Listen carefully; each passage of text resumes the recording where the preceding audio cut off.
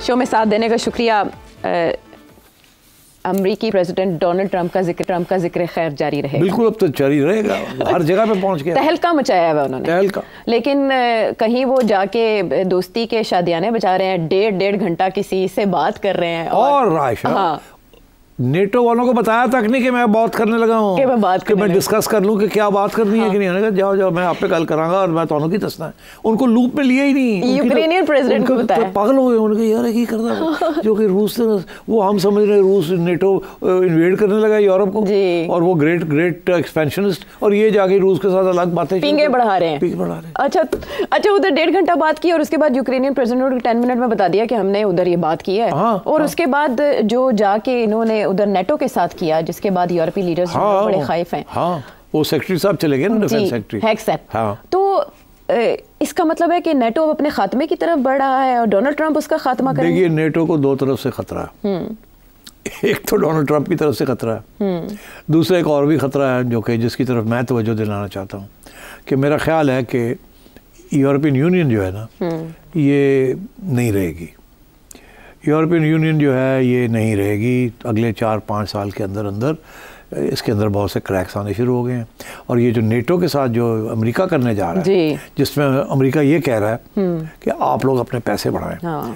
इस वक्त वो अपने 2% ऑफ GDP जो है उन्होंने एयर मार्क किया है नेटो के लिए, डिफेंस ऑफ यूरोप के लिए, जिसमें से कुछ मुल्क जो है वो तो 2% भी नहीं दे रहे। नहीं, ये कह रहा है 5% पे लेके आओ, हम निकल रहे हैं यहाँ से, जिस योर डिफेंस खुद करो।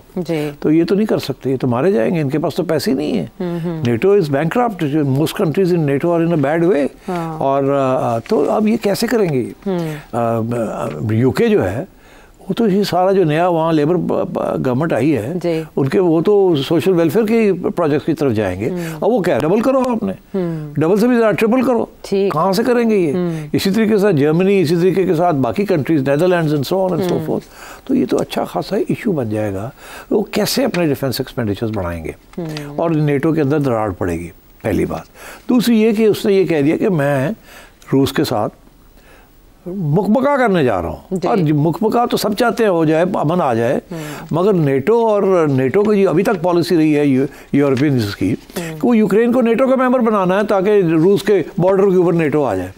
इसने कहा जी ऑफ द टेबल नेटो का मेंबर यूक्रेन बन ही नहीं सकता। ताकि रशिया को जो इस वक्त थ्रेट है वो दूर हो जाए। रशिया को सेट करने के लिए, बात को लाने के लिए उन्होंने कहा तो फिक्र ही लगा, नेटो ने ऐसे नहीं बढ़ना, Ukraine will not become part of NATO. लेकिन बार्गेन पोजीशन यूएस ने अपनी वीक की है इससे। वीक बार्गेनिंग तो उस वक्त होती है ना अगर आपने बनाना हो। इससे क्या बार्गेनिंग करनी है रूस के साथ? वो तो यूरोप ने करनी है ना बार्गेनिंग। मतलब यूरोप के सर से हाथ हटा दिया एंड मौके पे। और उसने ये कहा है कि बहुत हो गया, बहुत। मैं आपको बताऊं, इस वक्त रूस जो है लार्ज एरिया ऑफ यूक्रेन लेके बैठा हुआ है, और ऑक्यूपाई किया हुआ है। और डोनाल्ड ट्रंप ने कहा कि बस इसने जो ऑक्यूपाई कर लिया ये रख ले।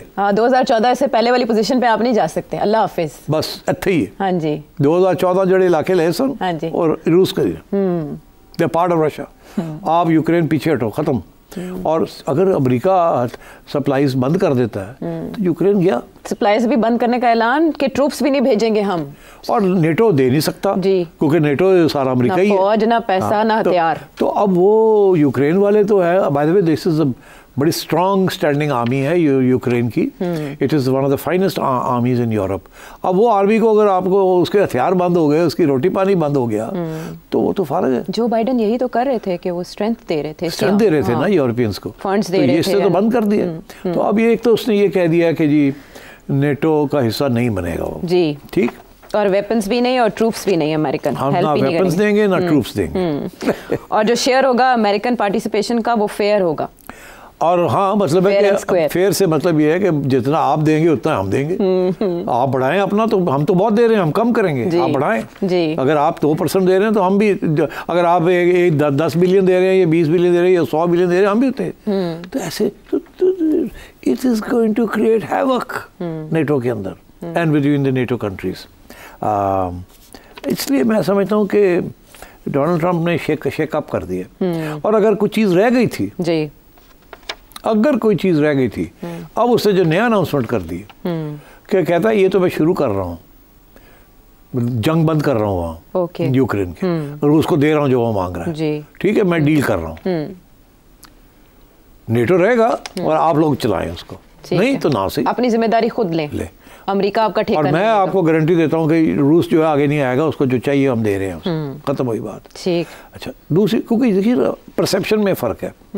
अमेरिका की परसेप्शन ये है कि रूस जो है वो ग्रेटर रशिया नहीं बनाना चाहता, वो सिर्फ उसे डर है कि ये नेटो शेटो जो है ना, ये मिलके रूस के ऊपर ना कुछ प्रेशर पड़ जाए, तो वो अपने आप को प्रोटेक्शन के लिए उसने ये सारी एरिया जो है यूक्रेन का लिया है, क्योंकि वो नहीं चाहता कि नेटो मेंबर आ जाए उसके बॉर्डर के ऊपर। यूरोपियंस, ये फ़लसफ़ा यूरोपियंस का, जो आजकल के यूरोपियंस हैं, उनका फ़लसफ़ा ये है कि रूस जो है वो 18 के ज़माने से एक्सपेंशनिस्ट है, और अभी भी प्यूटिन भी वही किस्म की एक्सपेंशनिस्ट पॉलिसीज़ है। तो आज इसने इस यूक्रेन को ले लेगा, उसके बाद फिर पोलैंड में आ जाएगा, फिर चेकोस्लोवाकिया में आ जाएगा, जैसे एक ज़माने में सोवियत यूनियन होता था और उससे पहले रशियन एम्पायर था। तो ये, और आप यकीन करें, मैंने जर्मन्स, जो नई जर्मन की जो गवर्नमेंट है वो सेंटर राइट विंग है, पता क्या कहते हैं? वो कहते हैं जी हमारे लिए तो एग्जिस्टेंशियल प्रॉब्लम है, मतलब कि हम तो समझते हैं कि अगर रूस को खुली छुट्टी तो हमें खा जाएगा वो। अच्छा, आई एम शॉक्ड कि आजकल के ज़माने में तो some sections of intelligentsia and strategy thinkers actually think this, but वो समझते हैं। मैं बैठे एक बहुत सीनियर जर्मन स्टेट्स डिप्लोमेट के साथ बात कर रहा था, I was shocked.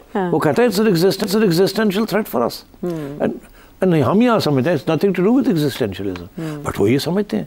So they are mortally scared कि ये रूस जो है ये तारीख में यूरोप को इसने गॉबल अप कर लिया था, फिर ना गॉबल अप कर ले, एक्सपेंशनिस्ट है, Putin is like a czar and so on and so forth. तो अमेरिका कहता है यार थोड़े मसले ने ऐसी कोई गल नहीं, हम दूर हैं, हमें कोई मसला नहीं, why should we be defending you. ठीक है, क्योंकि अमेरिकन इकोनॉमी जो है ना ज़्यादा पैसे इन्हीं चीज़ों के ऊपर खर्च कर रही है, और वो कह रहा है we need to spend this money at home and so on. तो अब यूरोप से ज़्यादा एशिया सेंट्रिक पॉलिसी अमेरिका की हो रही है इसके बाद, तो यूरोप पुशबैक करने की पोजीशन में है। इतनी एशिया सेंट्रिक से मुराद है चाइना सेंट्रिक। एक तो वो चाहता है चाइना रशिया का जो अलायंस है ना उसको कमज़ोर करे, वो इसलिए ताकि this is why he wants to have a special relationship with Putin, क्योंकि इस वक्त China and Russia very close. अगर वो थोड़ी भी उसमें दरार आ जाती है तो फिर ये ब्रिक्स वाला चक्कर नहीं चलेगा।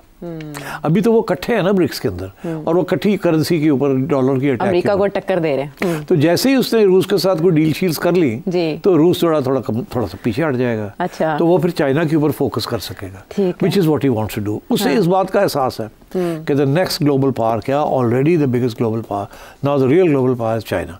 आज चाइना को ना रोका तो within 5 to 10 years China को आप रोक नहीं सकेंगे। तो ही इज ट्राइंग के भी मेक अमेरिका ग्रेट अगेन का मतलब ये है कि you know we should still be number 1, because अगर डॉलर अब हमारे हाथ से निकल गया वी आर फिनिश्ड। अच्छा, ये जो उन्होंने रशियन प्रेसिडेंट से बातचीत की है वो सिर्फ यूक्रेन स्पेसिफिक नहीं थी, बल्कि उसमें security issues, energy, artificial intelligence and power of the dollar भी डिस्कस हुआ।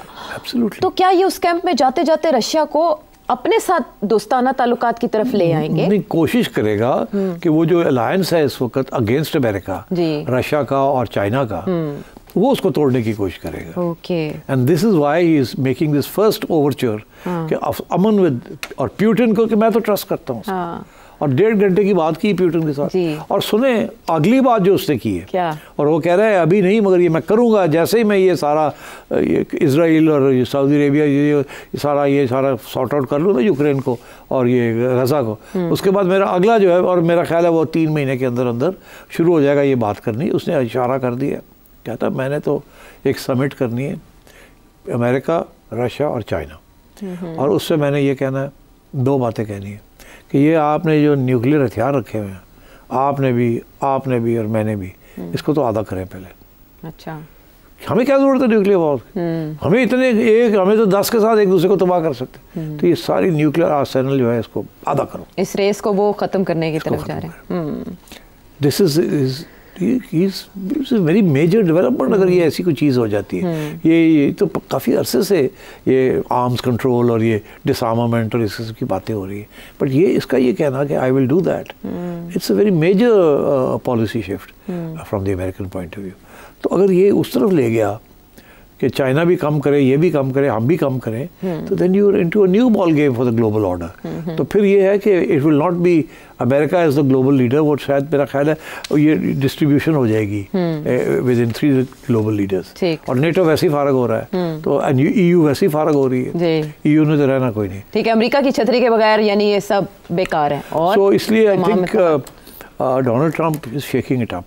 और अगर ये 4 साल रह गया और उसने ये सारी चीज़ें कर ली, तो ये दुनिया जो आज जो जिस तरीके से ग्लोबल ऑर्डर आप देख रहे हैं, ये आपको नज़र नहीं आएगा ऐसे। कोई ऐसी चीज़ें भी हो जाएंगी जो आपको अच्छी लगेंगी, कोई ऐसी चीज़ें भी हो जाएंगी जो आपको अच्छी नहीं लगेंगी। ठीक। And so we don't know which way is going to go. अच्छा, ब्रेक से पहले अगर मैं आपसे मिडिल ईस्ट की सिचुएशन पे ये सवाल कर लूँ कि अमेरिकी इंटेलिजेंस एजेंसी से रिपोर्ट कर रही है कि इसराइल हमला करने जा रहा है ईरान पर, जबकि डोनाल्ड ट्रंप उसके साथ एक डील का इशारा दे चुके हैं कि वो ईरान के साथ डील करना चाहते हैं। तो ये उसके बरक्स इत्तलात नहीं है जो ट्रंप चाह रहे हैं? इज़राइल बहुत बड़ा प्रेशर ग्रुप है ऑन अमेरिका, और इस वक्त जो कि इसीलिए सबसे पहले नेतन्याहू साहब गए वहाँ और खुश वापस आए हैं, और जो गज़ा का जो प्लान बना दिया इन्होंने, जिसके ऊपर ग्लोबल ऑपोजिशन है। ठीक, अब करेगा क्या मिडल ईस्ट के अंदर? जी, यही सवाल है ना। क्या कहता है? कहता है मैं पुतिन को मिलूंगा। कहाँ मिलेगा? अच्छा, सऊदी अरेबिया की सरजमीन पे। सऊदी अरेबिया के खाते च आ गया। हाँ। भाई आपने मिलना है तो किसी और जगह पे मिले, कोई न्यूट्रल कंट्री में जाके आप मिले। सऊदी अरेबिया तो अमेरिकन एलाय है, और मेरा ख्याल है पुतिन मान जाएगा। लाइकलीहुड इज, ये कहता है मैं वहाँ मिलूंगा, और मेरा ख्याल है MBS तो बड़ा खुश होगा कि अभी आ गया है, अच्छे साढ़े को करेंगे। हाँ, इम्पैक्ट आएगा। बड़ा बहुत बड़ी चीज़ है यार, समिट हो रही है सऊदी अरेबिया के अंदर। So I think Donald Trump is playing a very interesting game. I don't know how far he'll succeed, but मैं ये भी कह दूँ कि ना चाइना ना रशिया इसकी गेम जो है उसको ऐसे नहीं कि जो कहता है वो मान लेंगे। They are not going to be pushovers. उनको भी पता है इसके पीछे चालें क्या है क्या नहीं, उसका कहाँ नुकसान है, उनका क्या फ़ायदा है। तो जिस स्पीड पे ये चलना चाह रहा है ना, वो स्पीड पे उसको चलने ही नहीं देंगे। अच्छा, That's the first remark that I can make. दूसरा ये है कि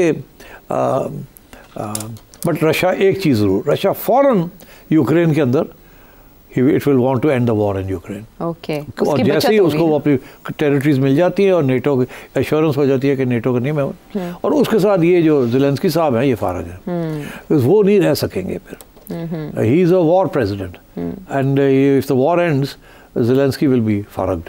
वहाँ ऐसी गवर्नमेंट आएगी जो सपोर्ट करेगी डोनाल्ड ट्रंप की पॉलिसीज, और रशिया के साथ पंगे नहीं लेगी। तो जब वो ऐसी करेगी तो यूरोप से भी दूर हो जाएंगे वो, तो वो अब यूक्रेन को कमज़ोर हो जाएगा यूक्रेन इसके बाद। दुनिया को किस तरह से शेप अप करेंगी डोनाल्ड ट्रंप की पॉलिसीज़, ये तो वक्त बताए। पार्ट ऑफ द डील फिलहाल हम सीख रहे हैं डोनाल्ड ट्रंप से। वापस आते हैं एक ब्रेक के बाद।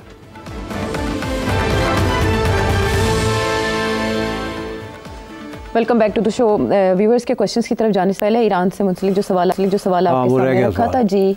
ईरान जो है ना, उसको पता है कि Donald Trump is turning his attention